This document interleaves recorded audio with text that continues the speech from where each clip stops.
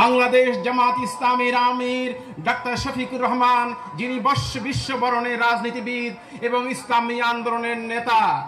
প্রিয় ভাই এবং বন্ধুগণ, গাজীপুর জেলা এবং মহানগরীর সম্মানিত সুধীবৃন্দ, আজকের এই প্রোগ্রামে এসেছেন। আমি মহানগরীর পক্ষ থেকে আপনাদেরকে অভিনন্দন এবং কৃতজ্ঞতা জানাচ্ছি। আমি বলতে চাই, বাংলাদেশ স্বাধীন হয়েছিল ৭১ সালে। সেই স্বাধীনতার সুফল জনগণ ভোগ করতে পারে নাই। যারা দেশ শাসন করেছে তারা দেশের মানুষের অধিকার ভুলুণ্ঠিত করেছে। হত্যা, গুম, নির্যাতনের মাধ্যমে তারা দেশকে এক অন্ধকার পুরীতে পরিণত করেছিল। আয়না ঘরের মতো তারা ঘর তৈরি করে গুমের রাজ্য তৈরি করেছিল।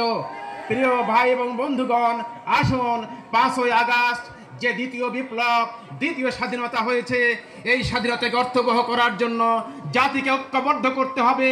ঐক্যবদ্ধ করতে পারলে দুনিয়ার কোনো শক্তি নাই এ জাতিকে পরাজিত করতে পারে।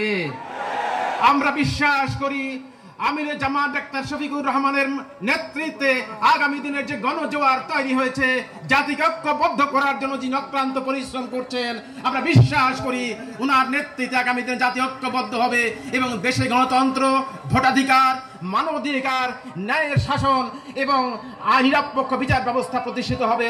আল্লাহ রাব্বুল আলামিন গাজীপুরবাসী আজকে এখানে এসে এই গণসমাবেশে এসে আমাদের প্রধান অতিথিকে সম্মান প্রদর্শন করেছেন, তার জন্য আবারও কৃতজ্ঞতা জানিয়ে আপনাদেরকে আন্তরিক অভিনন্দন জানিয়ে আমার আলোচনা শেষ করছি। আসসালামু আলাইকুম ওয়া রাহমাতুল্লাহি ওয়া বারাকাতুহু।